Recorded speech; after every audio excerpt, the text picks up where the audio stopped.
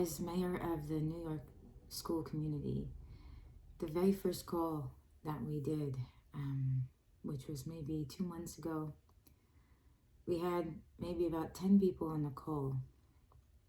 And somehow we got into the conversation about adversity and challenges in life and challenging times, difficult times.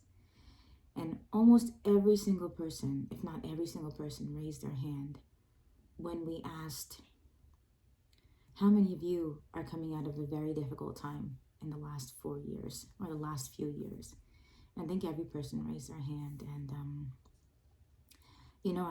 we had an IRL event a few days ago. And although we had a small turnout, one of the things that I remember one of the members, Kara, talking to me about, she was like, I think everybody, I think it's just been like a collective awakening. And I hear this, theme of collective awakening. I hear it, when I talk to a lot of people that, what we've all collectively been through in the last few years.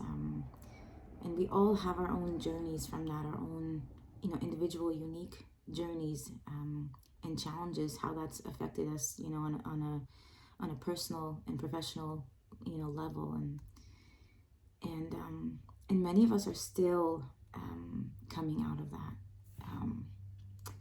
And so, this is just a reminder that difficult things sometimes take time. They don't get better overnight. Truly, it just doesn't work that way. And many times in life, there's healing that needs to take place, as in, however that looks for you, but just, sort of intention time where you sort of look, reflect, or just use that time, use that space to sort of go within somehow. Whether that's meditation or just sitting, or just doing something that, suits you, eases you, doing something that you enjoy, doing something for yourself. And perhaps the deeper you go into the healing journey, the more you sort of like abandon, or not abandon, but like sort of let go. You find yourself doing less of the activities that you once did to help you feel better, and you spend more time just quietly sitting and being with yourself, as in that time you're doing nothing but just being, right, and being present with whatever's coming up. And this is one exercise that has completely changed my life, because during the last 4 years I had a tremendous what I would call it is like a sort of like a death of who I'd been all my life up until that point. And it started when I was 34 years old. It probably had been brewing for a good, 3 years before that, when I started to notice the first signs of like, oh my God, like I'm not the person that I thought I was. I literally was living like a pretentious, reality. Like the person that I thought I was didn't align with who I actually had been. And so I spent a long time just sitting and allowing for a lot of the things, my past old ways, right?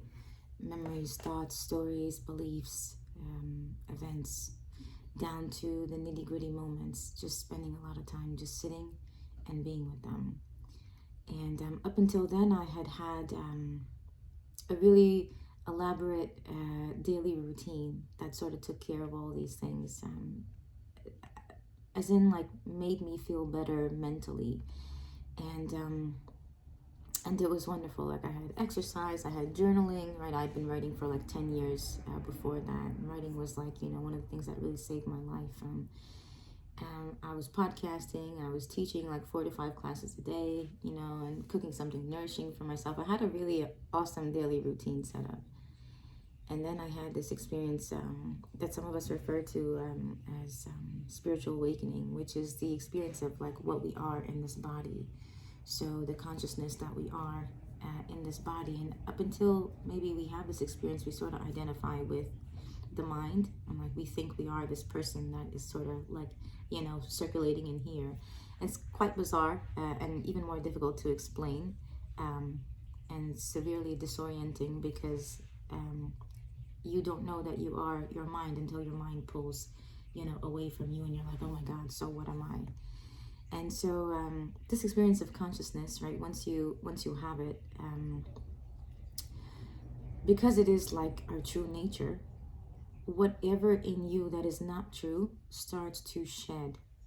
And the way that it sheds, first it comes up in order for it to be seen, right? So the mistaken beliefs and sort of like the lies and the attachments and the stories, right, that were actually rooted in fear, that somehow you sort of learned to survive in that way. You, like, it was sort of like you needed to believe in those things just out of your fear, right? And not needed as in like you need to currently, right? But because of the circumstances, that's somehow you're being sort of gravitated towards believing in those things, and some version of compensation, right? Of feeling good enough, right? Which we know, like, according to how like the universe works, like everything exists in polarity, right? So I'm good enough, right, will always, right, exist in conjunction with I'm not good enough, right? These always play together. So that's really the ego's world. Like the mind really operates in the world of, you know, I'm good enough or I'm not good enough. You know, it's sort of like, you know, it's always, you know, going up and down between these two. So what happens when you have spiritual awakening is something called ego death, right? Follows, and it literally goes up and down, up and down, up and down, right? This happens for years, right? Until it starts to like sort of level out more and more and more and more and more. And what's happening is that, you know, the body is sort of like returning to equilibrium, as in, you know, how we were maybe when we were children, or for some of us even how we were before we entered this human form, because some of us, you know, were, you know, traumatized right from, you know, the time we were born. And so it's this process, like, you know, takes a long time, and it's actually the most difficult transition that we make as human beings. So so, you know, it's interesting that we've had such like a global you know, scale, mass scale event, right? The pandemic, that really, I think, was in a way, right, this process, but for many people, right, like on a world level. And so and what's so fascinating is that when you hear people's stories, they all sort of are going on like their own individual journey, right? Because the ego, right, literally is fear, right? I'm good enough in this way. So whatever that is for you, however you've learned in your life to be good enough psychologically, right? It's like your mind is sort of playing that over and over, right? And that could be through achieving it, it could be through making money, it could be through pleasing, it could be through relationships, it could be through connection, it could be through, you know, this sort of passion or hobby, being really good at it, whatever. It could be, you know, being a good chef or a good father, a good mother, right? Somehow what the ego does, it sort of like latches onto that, and then it sort of kind of like uses it, right? It's like a psychological sense of the self. It's a whole like imaginary construct of yourself that's sort of like playing here all the time, and is actually governing and driving your decisions and your behavior. So until you actually see it, right, and we, God knows, you know, what allows us to actually see it, right? What a person comes to, you know, what point they come to in their life where they're actually able to see like the psychological sense of their self. But for many, it is suffering, right? It is hardship, it is adversity, it's suffering, because those things lead to suffering. And so sometimes when we've like reached to a point of suffering, right, the mind just collapses. It collapses, and in that moment, there's just what we are without this mind, and what we are without this mind is just consciousness, right? It is some people will say oneness, and And in our experience, what that feels like, it maybe is just bliss, right? It's just presence, right? It's just here-ness, right? It's just being here without all of this sort of mental noise and chatter. And it's a lot simpler than sort of like we try to make it out to be, when like our mind hears us and we're like, oh my God, what does she mean, you know? It's not really like a special mode or state of being. It's just the removal of like the entire mind, the experience. And we all experience it all the time, right? When you're washing the dishes, when you're like driving, like, you know, it's like in that moment, it's like, it's just calm. You're not even, you know, you're not thinking, right? And so it's sort of like that. And we all experience it all the time, but we just don't know that we do. So yeah, when you have the experience of your truth, right? Of the truth that we all are as human beings in this body, right?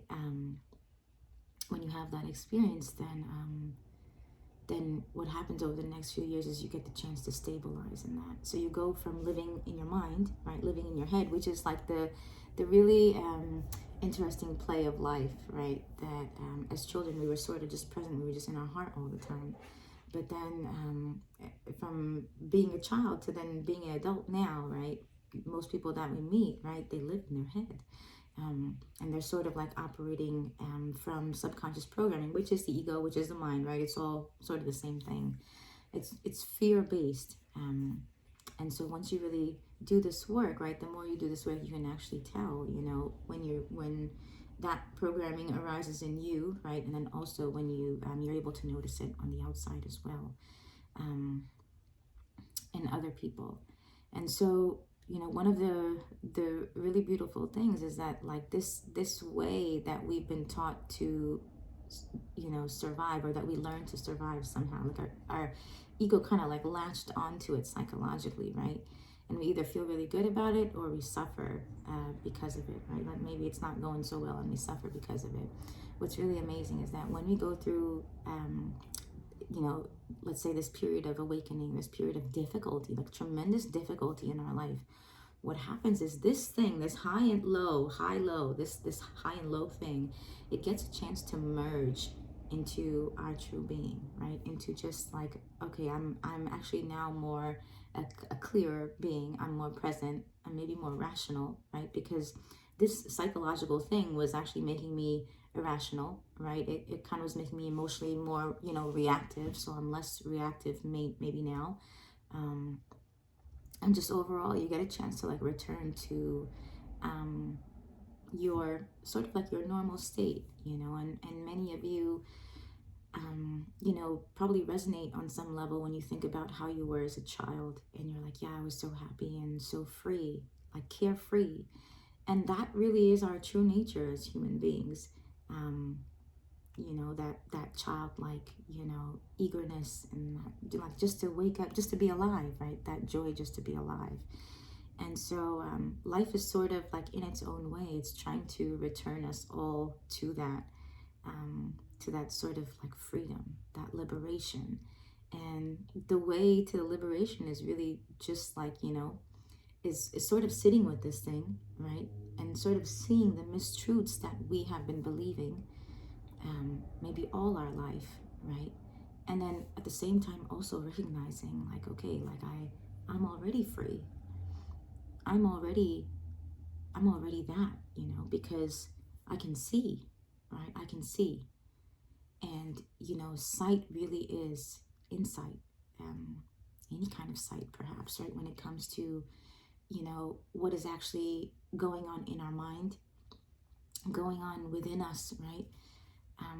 Awareness really is, it is the most powerful tool and gift that we have as human beings, because once you're able to see something, once you're able to see a belief as not true, a belief is just a belief, right? This is something that's been playing around here, like, you know, playing in here for how long, right? Like this thought, like, okay, like, you know, some version of I'm not good enough, or they're not gonna like me, or what do they think about me, right? It's been playing here, you know, God knows how long, right? But now I really get the ability to see it. And whatever situation you've been in, right? Maybe you've been in, you lost like your business or your studio or something, and you see sort of like, the way that it's playing for you is like, oh my God, I'm not going to be able to feed my family, or, some version of fear. And what's really important and key to really understand here is that this voice, right? This voice is the psychological self, right? So it's the one that sort of fears. It's like the ultimate imposter, right? It's the one that believes it's you, and that it's the one that's making decisions, right? And so, actually, in truth, the reality is, right? The reality might be that I lost my business, and that, my bank account is currently at zero. But this thing is sort of like just the mechanism of fear, the layer of fear that's like on top of that. So when we heal the fear, right, we see like, okay, it doesn't mean like my reality, like I'm not like a millionaire now, right? Like in this moment, my bank account is still at zero, but I'm clear in my being. I'm more present. I'm more at ease. I'm actually more calm. And that actually makes me more effective in being able to, now work towards a solution, right? And so we kind of find like, okay, like, when we heal the ego, right, or when we just sit with the mind, when we just see more of these thoughts, right, what happens is we're able to remain more calm. And because we're more calm, we know that, you actually work better, produce better, function better when you're at, from a state of ease. And so, this is just a reminder, if you are going through a difficult time, right, your first power is really to see, the difficult thoughts, right, to see the stories and the beliefs, right, just to see them. And then if you feel like, questioning them, like, is that true? Like, can I verify that? Right, is it really true? Like, do I really believe that? And sometimes it really helps just to look, because some of these things have been playing in here for decades, right? And we haven't questioned them, we haven't looked at them. So just looking, right? And then, one thing that is tremendously helpful is grounding, right? Because so many of us have the habit of going into our mind, right? Like literally, we live in our head. So this thing is like, we're lost in this all day, right? Somebody calls our name, we probably can't even hear them, right? Because we're just lost up in here. And so this idea of like really bringing yourself back into your body is so powerful, right? And it's like slowly, the more and more we do this, the more and more we're able to stabilize in presence. Like the more and more we're able to like be here in our body and return to living in our body the way that we did as children. And so and then just to be easy with yourself during this time, because adversity requires like adversity is adversity, difficulty is difficulty, right? There's a reason that we slow down. There's a reason that we lay in bed. There's a reason that we go for walks and take extra care, because these things, they affect not just the mind, but they affect the entire body. Like everything literally is connected, and so just being easy with yourself and taking extra care, and resting as much as you need, because actually the more you rest, you'll actually see like, okay, when I actually do turn on the video to record, or when I do set out to work, right, set out to do that thing, I'm more efficient, I'm more effective, right? I get it, there's more clarity in here, and I get it done quicker.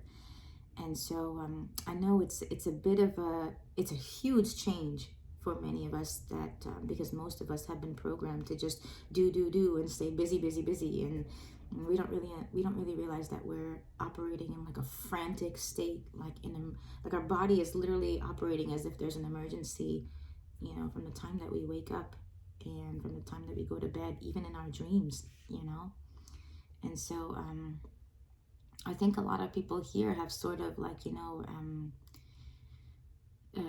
come to that realization in some way or another, that, that we function and we work better when we are at a state of ease. And the connection on this platform definitely helps. But yeah, take good care of yourself, and when help is needed, seek help.